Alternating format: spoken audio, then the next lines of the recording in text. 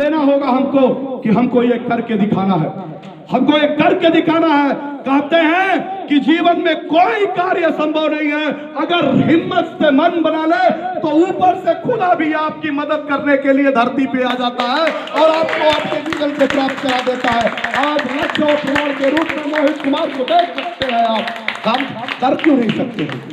जज्बा हमारे अंदर होना चाहिए। हमारे पास कुछ हो या ना हो, हम क्या लेके इस धरती पे आए थे, धरती ने हमको जो दिया हमारे कर्मों और प्रारब्धों के बदौलत दिया।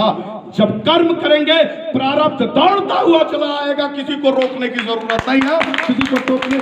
लाख कोशिश कर लो सुब्रत राय और सरकार के लोग, लाख कोशिश कर लो, ये कारवा बढ़ चुका है, ये निश्चित तौर पे एक अगड़ाई ले चुका है। सदियों से ठंडी बुझी रात सुखा उठी, धरती सोने का ताज पहन निकलाती है, तो रात समय का घर घर रात सुनो, सिंहासन खाली करो की जनता आती है, जनता आ रही है। इसी धरती के लाल रामधारी सिंह दिनकर ने लिखा था इस बात को, तो देश की सत्ता चली गई थी। इसी धरती का लाल रामधारी सिंह दिनकर ने यह कहानी उस समय लिखी थी, एक कविता उस समय लिखी थी जब देश में इंदिरा की जैसी आतंकी ताकत के रूप में बैठ के तानाशाही सरकार थी और जो वो लोगों के ऊपर अत्याचार कर रही थी। तो देखते ही देखते इस धरती का लाल बहादुर सॉरी राम मनोहर लोहिया और जयप्रकाश नारायण जैसे लोग निकले और इस कविता को आत्मसात करते हुए उन्होंने एक बड़ी आंदोलन की रणनीति सी पटना गांधी मैदान में खड़ी कर दी थी। तो वही बिहार आज फिर अगड़ाई ले रहा है, मोहित कुमार और आप तम जैसा साथियों को खड़ा करके झुका भी सकते हैं। वो भी एक सामान्य परिवार के थे, उनकी भी कोई राजनीति आसक्त नहीं थी, मामूली परिवार के लोग हुआ करते थे, लेकिन देश की सत्ता को हिलाने का काम किया करते थे। उनको राजनीति से कभी कोई वास्ता नहीं रहा था और राजनीति में स्वच्छ भागीदारी, सुनिश्चित भागीदारी और अधिकार और कर्तव्यों की लड़ाई के लिए भागीदारी सुनिश्चित कराने के लिए समाज के अंतिम वर्ग के लोगों को न्याय दिलाने के लिए निकल चुके थे।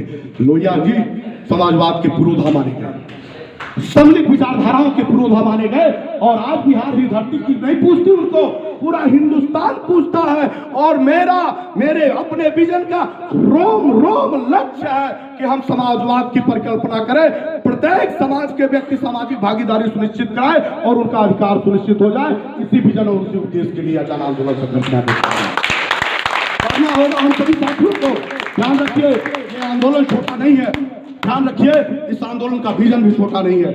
आपका लक्ष्य बड़ा है तो निश्चित तौर पे आप एक बात आत्मसात कर लीजिएगा, जब चींटियां चलती हैं, जब अपने निवाले को लेके जाने की बात आती है तो वो कतारबद्ध होकर पहले अनुशासन में चलने का काम करती है। और दूसरा, जब वो बड़े से बड़े आपने देखे होंगे, बड़े से बड़े गोले को, खाद्य पदार्थ को सब मिल के अपने बिलों के पास उठा के लेके चली जाती है, वही चींटियों को आदर्श मान के हमको अनुशासन की तरह सीधी लाइन पे चलना होगा और उस चींटी के उस कर्तव्य को उसको पाने के लिए सीधा हमको परिवार का भरण पोषण करना हो। हमारे लिए जीविकोपार्जन के संसाधन कम होने वाले हो तो उस चींटियों की तरह वो यूनिटी के साथ वो काम करने का माता सीखना होगा कि हम उस चींटियों की बात इकट्ठा हो और धीरे धीरे करके उस बड़े से टुकड़े को, अन्न के टुकड़े को हम अपने परिवार और भरण पोषण के लिए निकलने वाला होगा। आप चींटी हैं, लेकिन आप वो चींटियों के संकल्प बनिए कि एक चींटी जब चाहती है तो हाथी जैसे मतवाले दंभी हाथी को भी आप निस्तनाबूद करके उसको हृदय मौत की घाट उतार देने का काम करती है। सूंड में घुस जाती है तो उसकी जीवन लीला समाप्त कर देती है।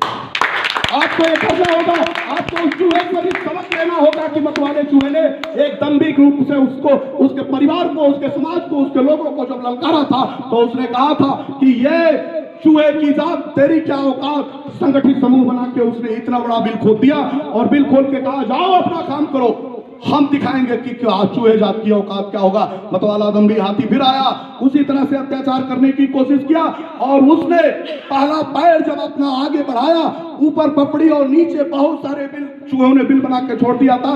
4 गुना बिल हाथी की बराबर से ज्यादा छेद था और उसमें चूहा गिरा, हाथी गिरा धड़ाम से और ऊपर उसके चारों पैर हो गया, उसके ऊपर वो चूहा खड़ा होकर कहा ये हाथ चूहे जात की औकात है। संगठित होइए, संगठन में बहुत ताकत होती है। अगर आप संगठित होंगे समाज के अंतिम वर्ग को न्याय भी दिला देंगे और आपके परिवार, आपके सामाजिक स्तर का सुधार भी हो जाएगा। कोई रोक नहीं पाएगा दुनिया की ताकत। मैं आप सभी लोगों का हृदय से आभार अभिनंदन करता हूं कि आज आपने बिहार की धरती से एक बार पुनः लोहिया जी को जीवंत कर दिया।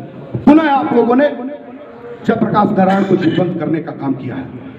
इस जज्बे को बरकरार रख के देश की दम्भी सरकार और राज्य की सरकारों को झुकाने का काम करिए। हम किसी सत्ता का परिवर्तन नहीं चाहते, हम सिर्फ व्यवस्था परिवर्तन चाहते हैं। जिस दिन सत्ता व्यवस्था परिवर्तन करके हिंदुस्तान के अंतिम व्यक्ति लोगों को न्याय दे देगी, उसी दिन हमारे लिए सरकारें सही हो जाएंगी, नहीं तो उस सत्ता से बाहर कर दिए जाएंगी और व्यवस्था परिवर्तन करके देश में सच्चे अच्छे सिपाहियों को लाके सदन में खड़ा कर दिया जाएगा।